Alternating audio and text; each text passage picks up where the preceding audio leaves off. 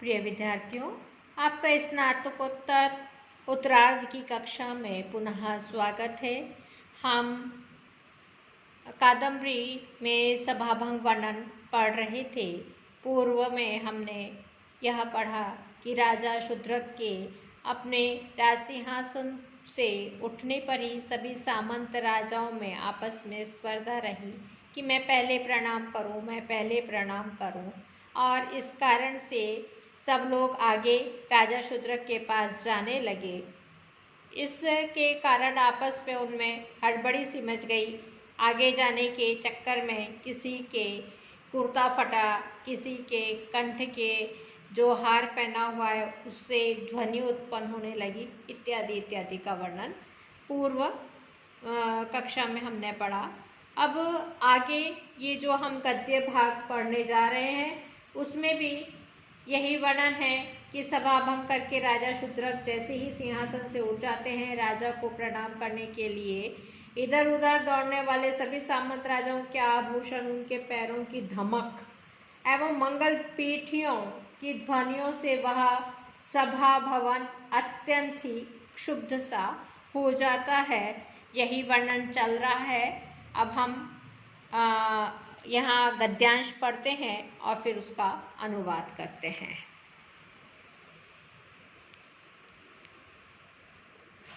इतस्तेश्च निष्पन्ततीनां स्कन्धावसक्त चाम्राणां चामरग्राहिणीनां कमलमधुपानमत्त जरत्कलहंसनाद जर्जरितेन पदे पदे रणितमणीनां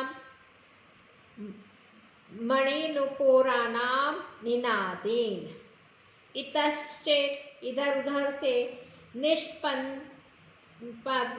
निष्पतंती नाम भीड़ के कारण लड़खड़ाती हुई सी स्कंधा अवसाक्त चामरा नाम कंधे पर चंवर धारण किए हुए चामरग्राहिणी नाम चंवर उड़ाने वाली स्त्रियों के पदे पदे पग पग पर रणित मणिनाम मणिनुपुराणाम निनादेन, खनखनाती हुई मणियों वाले नुपुर, मणिजड़ित नुपुरों से निनाद से कि उसकी आवाज से वार विलासिनी जनस्य संचरन्तु जगन स्थान स्फालन रसित रत्न मालिकानां मेखलानां मनोहारिणी झंकारेण।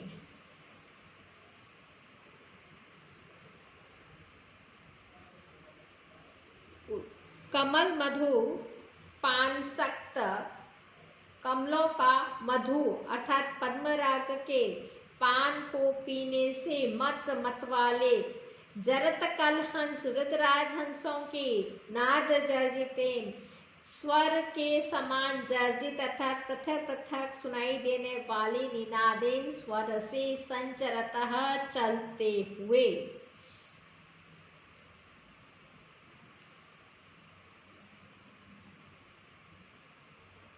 वार विलासिनी जनस्य संचरतो, वार विलासिनी कहते हैं वेश्या जन के।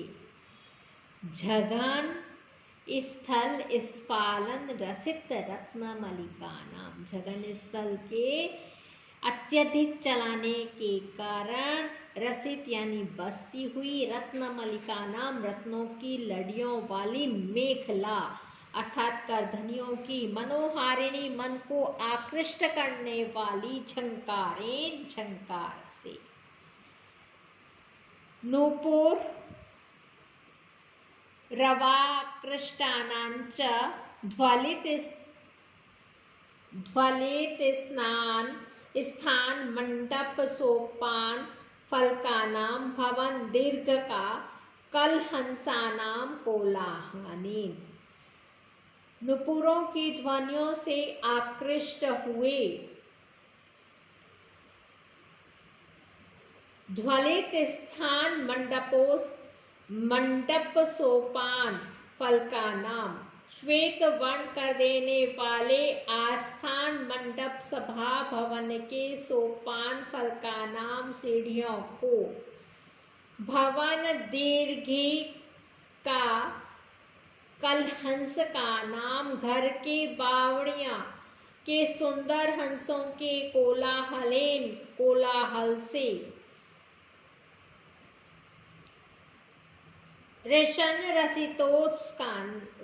उत्सुकानांच रशना करधनी के रसित शब्द से उत्सुकानाम चकित हुए, तारतर विराविणाम और अधिक तेज स्वर से कूजने वाले ग्रह सारसानाम घरेलू सारसों की उल्लेख्यमान, कास्यं किंकार दीर्घेन उल्लिख्यमान घिसे जाते हुए, खराद पर चढ़ाकर घिसे जाते हुए, कांसे के बर्तन किंकार दीर्घेन के ध्वनि के समान तीव्र पूजितेन कुंजन से,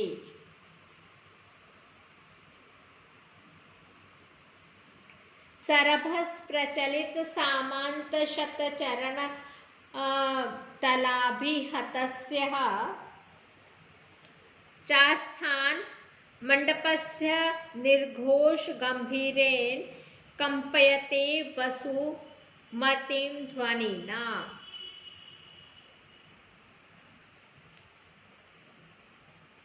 सरभस अर्थात वेगपूर्वक चलने के कारण सामंत शतचरण तल सैकड़ों सामंत राजाओं के पैरों से अभिहित ताड़ित आस्था मंडप, क्या जैसे ही सैकड़ों सामंत राजाओं ने पृथ्वी पर जमीन पर पैर रखा तो सभा भवन में निर्घोष गंभीरेन वज्र की गर्जना के समान गंभीर वसुमती पृथ्वी को कंप्यता एवं मानो कपा देने वाली ध्वनि से वह सभा मंडप व्याकुल हो गया, व्याकुल सा हो गया, क्षुब्ध सा हो गया।